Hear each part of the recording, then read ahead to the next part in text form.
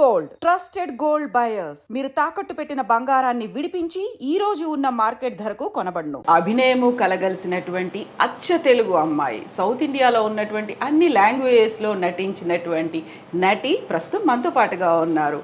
తనే అందరికీ ఇష్టమైనటువంటి చెల్లెలు మీనా కుమారి గారు. మీనా కుమారి గారు నమస్కారం. నమస్తే అండి. ఎలా ఉన్నారు? ఐ డ్రీమ్ ప్రేక్షకులకి ముందుగా నా నమస్కారాలు. థ్యాంక్ యూ సో మచ్ అండి. ఎలా ఉన్నారు మీరు? బాగున్నానండి. సో నటి మీనా కుమారి అనగానే ఒక చెల్లిగానే గుర్తొస్తుంది కదా, ఎలా అనిపిస్తుంది ఆ ఫీల్ అసలు? అంటే నటిగా అన్నప్పుడు చిన్నప్పటి నుంచి మనం చెల్లి, అక్క, వదిన అలా స్టెప్ బై స్టెప్ వచ్చినందుకు, అన్ని పాత్రలు పోషించినందుకు ఒక మంచి ఫీలే ఉంటుంది. ఎందుకంటే జర్నీలో మనకి ఫస్ట్ నుంచి ఉంది కదా, చెల్లి, అక్క, వదిన, అమ్మ, ఇప్పుడు ప్రస్తుతానికి అమ్మ వరకు వచ్చాం. సో జర్నీ బాగుంది అనమాట. అన్ని క్యారెక్టర్స్, అన్ని ఫీలింగ్స్ మనం ప్రదర్శించగలిగాము అనే ఒక తృప్తి ఉంది. సో ఫస్ట్ నాటి మీనా కుమారి అనగానే హిట్లర్ సినిమా గుర్తొస్తుంది. హిట్లర్ సినిమాలో 5 చెల్లెల్లో ఉన్నటువంటి ఆ ప్రేమ, ఆప్యాయతలు, ఒక చాలా దాన్ని కంట్రోల్డ్గా ఉంచాలి అని చూసేటువంటి ఒక అన్న, ఆ ఫీల్ ఎలా అనిపిస్తుంది? అసలు నిజంగా ఒక విధంగా నాకు అదృష్టం అండి. ఎందుకంటే ఫస్ట్ మెగాస్టార్ గారి సినిమా, 5 అది అన్నా చెల్లెళ్ళకి. ఇప్పుడు యూజువల్గా సినిమాల్లో చెల్లెల క్యారెక్టర్ ఉంటుంది, మేబీ అంతా ఒక పోర్షన్ వరకే ఉంటుంది, మిగతా అదంతా హీరో హీరోయిన్ వేరే లవ్ స్టోరీ అలా వెళ్తుంది. కానీ కేవలం అన్నా చెల్లెళ్ళ స్టోరీ, హిట్లర్ అనేసరికి కేవలం అన్నా చెల్లెళ్ళ స్టోరీలో నేను ఒక చెల్లెలు అయినందుకు నేను చాలా అదృష్టవంతురాలన్నమాట. అది 5వ చెల్లెలు అంటే చిన్నమ్మాయి అంటే చాలా ప్రేమ ఎక్కువ ఇది ఉంటుంది కదా ఆబ్వియస్గా. సో టోటల్గా సెట్లో కూడా నా మీద కొంచెం ఎక్కువ అభిమానము, ఎక్కువ ప్రేమ ఉండేది అందరికీ. అప్పుడు చిన్నపిల్ల కాబట్టి కొంచెం అంటే అందరూ కొంచెం అప్పటికే ఎంట్రీ ఇచ్చేశారు, సినిమాల్లోకి ఎంట్రీ ఇచ్చేశారు. సో వాళ్ళకి కొంచెం ప్రొఫెషనలిజంగా ఉండేవాళ్ళు. మనకు అదంతా ఏం తెలీదు. సో మనం ఫస్ట్ వెళ్ళడం వల్ల ఆ కొంచెం అమాయకత్వం, ఆ కొంచెం అందరికీ అదేంటంటే నచ్చేది. ప్రొఫెషనల్గా ఉండేవాళ్ళం కాదు, అంతగా మనకి తెలియదు కాబట్టి అందరితో నవ్వుతూ, అందరూ నాతో బాగా మాట్లాడుతూ, చిన్నపిల్లని ఇప్పుడు మన చిన్నపిల్లలు ఎవరైనా షూటింగ్ వస్తే ఎలా చూసుకుంటాం అలా ఉండేది అనమాట. ప్యాంపరింగ్ ఉండేది. సో అది చాలా అదృష్టం అనే చెప్పాలి కదా.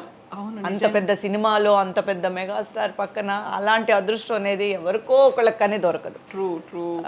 అప్పుడు ఏజ్ ఎంత మీది? అంటే అప్పుడే నాకు +1 అయింది. అంటే ఫస్ట్ ఇయర్ అయింది అంతే. సో మరి దాన్ని ఎలా బ్యాలెన్స్ చేసుకున్నారు, అట చదువుని ఇటు సినిమాని? అంటే చదువుగా అంటే మన సినిమాలోకి వచ్చేసిన తర్వాత ఇంకా చదువు అనేది మనకి సెకండరీ అయిపోతుంది కదా, ఆబ్వియస్లీ ఉండేది ఉన్నట్టు చెప్పాలి మనం. సో మనకి ఒకవేళ అవకాశాలు రాకపోయి ఉంటే మేబీ అటువైపు నేను ఎక్కువ కాన్సన్ట్రేట్ చేసి ఉండేదాన్నేమో. నాకు వెంటనే అవకాశాలు రావడం, అంటే నేను ఇదే కావాలి రోలు అని కూర్చోకపోవడమా, ఆ టైం నాకు తెలియలేదు. ఎలా అంటే మనం ఇలాంటిదే చేయాలి, అలాంటిదే చేయాలి. ఒకటి ఏంటంటే మన క్యారెక్టర్ చెప్పుకోవాలి సినిమా బయట వస్తే, ఓకేనా. తర్వాత మనకంటూ ఒక లిమిట్స్ ఉన్నాయి, ఆ లిమిట్స్ని దాటి మనం యాక్ట్ చేయలేము. ఈ రెండే అనమాట. అది తప్ప ఏ రోల్ చేయాలి, హీరోయిన్ చేయాలా, అది చేయాలా, ఇది చేయాలి, అలాంటి ఇది పెట్టుకోలేదు, రూల్స్ పెట్టుకోలేదు. సో నాకు వెంటనే చెల్లెలు దగ్గర హిట్లర్ చేసిన తర్వాత, నేను హిట్లర్ కన్నా ముందు రిక్షావాడు చేశాను చిరంజీవి గారితో. ఎందుకంటే అది పక్కనే వెంటనే వచ్చింది. నేను హిట్లర్ ఎలా చేశాను అంటే మామూలుగా మనోరమ గారి కూతురు కింద లవ్ బర్డ్స్ చేశాను, ప్రభుదేవ గారి సిస్టర్ కింద, పి వాసు గారి డైరెక్షన్లో. సో నాకు అది ఇది ముందానే నాకు కన్ఫ్యూజన్. అంటే మేబీ రిక్షావాడు తర్వాతే, అది పక్కన వెంటనే అనమాట. లవ్ బర్డ్స్ చేస్తున్నప్పుడు పి వాసు గారి డైరెక్షన్లో ప్రభుదేవ నగ్మా చేశారు, తమిళ్ మూవీ. అందులో చేశాను. అందులో చేస్తూ మనోరమ గారే ఇక్కడ కూడా అమ్మ అనమాట, చిరంజీవి గారి అమ్మ రిక్షావాళ్ళు. మనోరమ గారి కోసం మేనేజర్స్ వచ్చారు, మాట్లాడారు, ఏదో మాట్లాడుతుంటే అప్పుడు నన్ను చూశారు వాళ్ళు లవ్ బర్డ్స్లో. సో అక్కడ కూడా చిరంజీవి గారి సిస్టర్ క్యారెక్టర్ కావాలి అని చెప్పేసి వెంటనే నన్ను అడిగారనమాట.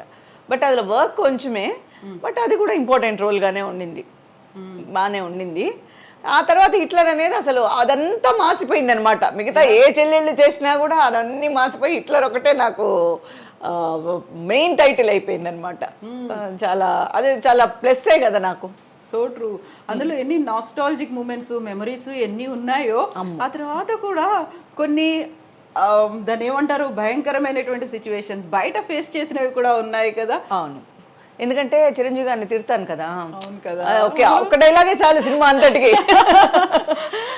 ఒక్కడే నాకు అదే అనిపిస్తుంది. అసలు పెద్ద మెగాస్టార్ గారి సినిమాలో ఒక చిన్న వర్డ్ కూడా అంత విలువ ఉంటుంది.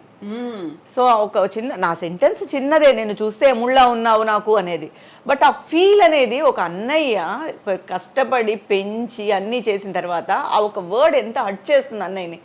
సో అది జనాల్ని ఎంత హర్ట్ చేసింది. వాళ్ళ రియాక్షన్ చూసాక నాకు అర్థమైంది, అమ్మో ఇంత పవర్ ఉంటుందా డైలాగ్స్కి అని. కాకుండా అది మీ అంతా మీరు కావాలని చేసింది కాదు, ఆ స్క్రిప్ట్ అలాగే ఉంది, దాంట్లో సినిమాలో ఫ్లో అది నెక్స్ట్ సీన్ ని బిల్డ్ చేసేది, ఆ టెంపో మెయింటైన్ చేసేది అదే డైలాగ్. అందుకని అసలు ఆ డైలాగ్ అంటే ఆ సినిమాకి ఒక ఎక్కువ అంటే ఆయన లాస్ట్ ఆ డైలాగ్ తర్వాత ఆయన అక్కడి నుంచి వెళ్ళిపోతారు కదా, సో ఆ పెయిన్ చాలా క్యారీ ఓవర్ అవుతుంది అనమాట దానికి. చాలా హర్ట్ అవుతుంది. అంటే నేను ఇంత అల్లారు ముద్దుగా పెంచుకున్నటువంటి తనే అలా అనేసిందే, ఏం నోరు తెరవని ఆ అమ్మాయి కూడా ఇలా మారిపోయింది అనేసరికి అసలు సినిమాలో అయితే గూస్ బంప్సే మొత్తం. మేము ఫస్ట్ అందరం కలిసి ప్రివ్యూ చూసాం. చిరంజీవి గారు, అక్క చెల్లెళ్ళు, మా వరకే ఒక ప్రివ్యూ వేశారు. అప్పుడు ప్రివ్యూస్ ఉండేవి కదా, మా వరకే ప్రివ్యూ వేశారు. ఫస్ట్ ప్రివ్యూ చూసినప్పుడు అంతా ఎంత ఆనందం అయిపోయిందో, టైటిల్లో మొత్తం స్క్రీన్లో పేరు వచ్చినప్పుడు. సో ఆ సినిమా అంతా మేమేదో ఒక శ్రీదేవి లాగా ఫీల్ అయిపోయాం. సో టోటల్గా పెద్ద హీరోయిన్ లాగా ఫీల్ అనిపించింది అనమాట. చాలా హ్యాపీగా అనిపించింది. సో బయట నువ్వు ఒక ఎముల్లా కనిపిస్తున్నావు అన్న డైలాగ్ ని ఎలా రియాక్ట్ అయ్యారు, అసలు ఎలా తీసుకున్నారు? అసలు ఇప్పుడు 50 days ఫంక్షన్స్ కంతా నేను చెన్నైలో ఉంటున్నాను కాబట్టి ఈ చుట్టుపక్కల వాటన్నిటికీ మమ్మల్ని పిలిచేవారు. సిస్టర్స్ అంతా చెన్నైయే, మమ్మల్ని సూళ్ళూరుపేట, నెల్లూరు ఇవన్నీ 50 days ఫంక్షన్స్ అంతా మేము అటెండ్ అయ్యేవాళ్ళం. హైదరాబాద్ అంటే కొంచెం లాంగ్గా ఉండేది, దానికి కూడా కొన్నిటికి వెళ్ళాము. సూళ్ళూరుపేటలో ఒక ఫంక్షన్, 50 days ఫంక్షన్ సంథింగ్ అండి. సరే రమ్మన్నారు, మేమంతా నేను అప్పుడు అంబాసిడర్ ఉండేది. సరే ఒక అంబాసిడర్లో వెళ్తూ ఉన్నప్పుడు కొంతమంది సూళ్ళూరుపేట ముందు ఒక విలేజ్ దగ్గర చాలా మంది అడ్డుకొని ఆపేశారు కారు ఆపేస్తే ఎందుకు ఆపేశారో అర్థం కాలేదు. బయట అన్న అరుపులు వినిపిస్తున్నాయి. అప్పుడు అద్దాల పైన అది ఏంటి అరుసు, ఏదైనా గొడవ అవుతుందేమో, రోడ్లు ఏదైనా ప్రాబ్లం ఏమో, తీరా చూస్తే ప్రాబ్లం నేనే. నువ్వు ఎలా అంటావు చిరంజీవి నా మాట అని. సరే నాకు కూడా అందరూ ఉన్నారు కాబట్టి కొంచెం ఇదిగానే, లేదా మళ్ళీ చూడాలంటే చూసి మళ్ళీ ఎందుకు అన్నావు, ఎలా అంటావు అని. మనకేం తెలుసు, ఇది మనం ఇంత ప్రెషర్ ఉంటుందని మనకెలా తెలుసు అనగానే ఒక విధంగా అది హ్యాపీగానే అనిపించింది. అంటే అంత రియాక్ట్ అయ్యారు, అంత ఇన్వాల్వ్ అయ్యారు ఆ డైలాగ్కి. సో ఈ విధంగా కొంచెం కొంచెం మనం ఫేమస్ అయ్యాము అనిపించింది. సో చిరంజీవి గారి మీద ఉన్న అభిమానం ఎలాంటిదో, వాళ్ళ అభిమానులు ఎంత రియాక్ట్ అవుతారో అప్పుడు అర్థమైంది. ఛాన్సే లేదండి. బయట అసలు మనం అనుకుంటాం కానీ మనం చూసేదంతా ఘోరంతే అనిపిస్తుంది. అంత అభిమానం ఒక్కొక్కళ్ళల్లో ఉందండి. ఈ చిన్న రోల్స్ చేసే మా మీదే ఇంత అభిమానం ఉండేటప్పుడు అంత పెద్ద లెజెండ్ యాక్టర్ మీద వాళ్ళ మీద ఉండే ప్రేమ అసలు అతీతం. వాళ్ళు దేనికైనా రెడీ, ఆ ప్రేమకి వాళ్ళు దేనికైనా ప్రాణాన్ని ఇచ్చేసే దానికి కూడా రెడీ, అలా ఉండేవారు. సో ఈ ఇన్సిడెంట్ చిరంజీవి గారితో షేర్ చేసుకున్నారా మీరు, తెలుసా? అంటే ఆ తర్వాత షేర్ చేసుకునేంత తెలీదు, కానీ గొడవ అయిందని అల్లు అరవింద్ గారికి వాళ్ళందరికీ తెలుసు. ఎందుకంటే అక్కడికి వచ్చారు కదా, ఫంక్షన్కి వచ్చిన అందరికీ తెలుసు. ఇమారని వాళ్ళు నవ్వుకున్నారు. ఇంకేమంటారు, చిన్నపిల్లని ఇలా అనేసరికి నవ్వుకున్నారు అందరూ. అవునా, సరే నువ్వు బాగానే వచ్చావు కదా, నిన్నేం కొట్టలేదు కదా ఎవరు. సో ఆ తర్వాత వెంకటేష్ గారికి కూడా చెల్లిగా యాక్ట్ చేయడం అనేది. అవును, జయమనదేరా కూడా నా కెరియర్లో హిట్లర్ తర్వాత గొప్పగా చెప్పుకునే సినిమా జయమనదేరా. అంతకుముందే సురేష్ ప్రొడక్షన్లో నేను కలిసుందనరా ఫస్ట్ ఫిల్మ్ చేశాను. కలిసుందనరాలో ఒక చిన్న రోల్ అయినా కూడా ఆ రోలే సినిమా మొత్తానికి ఒక ఆయుపట్లాగా. సో టోటల్ బేస్ స్టోరీయే దాని మీదే ఉంటుంది. సో నేను కలిసుందనరా చేశాను. ఆ తర్వాత సురేష్ ప్రొడక్షన్లో రెగ్యులర్గా నేను ఒక 5 సినిమాల వరకు చేశాను. నాకు నేను, నీకు నువ్వు, కలిసుందనరా, జయమనదేరా. సో తర్వాత ఇంకో 2 సినిమాలు ఏదో కూడా చేశాను. సో కంటిన్యూస్గా పిలుస్తూనే ఉన్నారు. జయమనదేరాలో మాత్రం నాకు మంచి రోల్ వచ్చింది. మంచి అంటే టోటల్గా ఒక ఫ్లాష్ బ్యాక్కే ఒక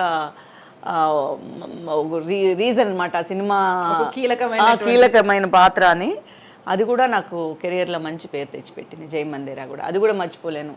భానుప్రియ గారు, వెంకటేష్ గారు, తర్వాత విలన్స్ అంతా నా గ్రూపే కదా, వాళ్ళందరూ, శివపార్వతి గారు అత్తగారు. సో అందరూ చిన్నప్పుడే మంచి యాక్టర్స్తో, పెద్దవాళ్లతో చేసిన దానివల్ల చాలా మంచి అనుభవము ప్లస్ మెమరీస్. ట్రూ. ఈరోజు వాళ్ళకి చాలా తక్కువ అది. యాక్చువల్గా అంత పెద్దవాళ్ళు, ఎందుకంటే ఇప్పుడు ఇంత పాన్ ఇండియాలో అయిపోయి చిన్న రోల్ కూడా పెద్దవాళ్ళు చేస్తున్నారు. సో మాకు అలా దొరకడం అనేది మా జనరేషన్ వరకు చాలా అదృష్టం అనే చెప్పాలి. అందులో గుర్తుండిపోయేటువంటి పాత్ర అదే ఇప్పుడు అదే చెప్తున్నా కదా, నేను పెద్ద రోల్స్ చేశానని ఏం లేదు, అంత చిన్న రోల్ కూడా కీలకమైన పాత్ర అవ్వడం, ఆ సినిమాకి ఇంపాక్ట్ తేవడం, అది నేను ఎలా యాక్ట్ చేశాను అదన్నీ పక్కన పెట్టేసేయండి, బట్ అది ఎలా చేసినా కూడా ఆ పాత్రను చెప్పుకునే తగ్గట్టుగా మాట్లాడుతున్నారు కదా ఈ రోజుటి వరకు. సో అది నాకు చాలా హ్యాపీ అనమాట. అంటే ఒక ఆర్టిస్ట్గా నేను ఒక ఫుల్ఫిల్ అయ్యానమాట. ఓకే, మన కూడా చెప్పుకుంటున్నారు బయట అనే ఒక ఆనందం ఉంటుందన్నమాట ఎప్పుడు. సో వెంకటేష్ గారి సినిమా తర్వాత అలాంటి ఇష్యూస్ ఈ బయట నుంచి ఏం రాలేదు కదా? కర్నూలులో అలాంటివి రాలేదు, బట్ కర్నూలులో ఆ ఫైట్ ఉంది కదా, ఎండ్ ఫ్లాష్ బ్యాక్లో ఒక ఫైట్ ఉంటుంది, నేను విలన్ని చంపేయడం, ఆ తర్వాత విలన్స్ నన్ను అన్నని చంపేశారని చెప్పి నేను ఇది చేసి, బట్ విపరీతమైన క్రౌడ్ అసలు ఆ ఫైట్ అయితే ఎర్రటి ఎండల్లో చిరంజీవి అదే వెంకటేష్ గారు కానీ భానుప్రియ గారు కానీ నేను ముగ్గురం ఉంటాము. చాలా క్రౌడ్ అయిపోయింది, అసలు చాలా కష్టం అయిపోయింది అప్పుడు అప్పట్లో. సో అంత నెగిటివ్ అనుభవం ఏం లేదు, ఇలా తిట్టడాలు అదంతా లేదు, కానీ దానికి చాలా కష్టపడడం. ఇక్కడి నుంచి మేము బై కార్ వెళ్ళడం, ఆ కారు మధ్యలో చెడిపోవడం, మేము చాలా స్ట్రగుల్ అయి వెళ్ళడం, అలాంటి పర్సనల్గా నేను కష్టపడ్డాను దానికి. సో ఈ చెల్లి క్యారెక్టర్లు ఇవన్నీ చేస్తున్నప్పుడు ఎవరైనా ఆఫర్స్ రాలేదా హీరోయిన్గా చేస్తే బాగుంటుంది అనేది? హీరోయిన్ ఆఫర్స్ వచ్చింది అదే, బట్ ఏంటంటే మనకి పెద్ద పెద్ద సినిమాలు అని చెప్పలేము. మామూలుగా ఇప్పుడు చెల్లెల క్యారెక్టర్గా ఆబ్వియస్గా మనం ఎంట్రీ ఇచ్చేసినప్పుడు హీరోయిన్గా ఒకటి రెండు వస్తాయి. కానీ ఏంటంటే మనం హీరోయిన్గా చేసేటప్పుడు మనం కొన్ని రూల్స్ అవన్నీ పెట్టుకోలేం. ట్రూ. సో మనం ఫ్రీగా వాళ్ళకేం కావాలో మనం ఇవ్వాలి, వాళ్ళు ఎలా ఎక్స్పెక్ట్ చేస్తున్నారో మనము చెయ్యాలి. కాస్ట్యూమ్స్ విషయంలో కానివ్వండి, తర్వాత మనకంటూ కొంచెం వాళ్ళకి తగ్గట్టుగా మన ఫిజిక్ కూడా ఉండాలి. సో నాకు అది కొంచెం మైనస్ అని నాకు అనిపించింది. నా వరకు నేనంత హీరోయిన్గా ఎక్స్పోజ్ చేసేంత ఫిజిక్ కాదేమో నాది అనేది నాకు అనిపించింది.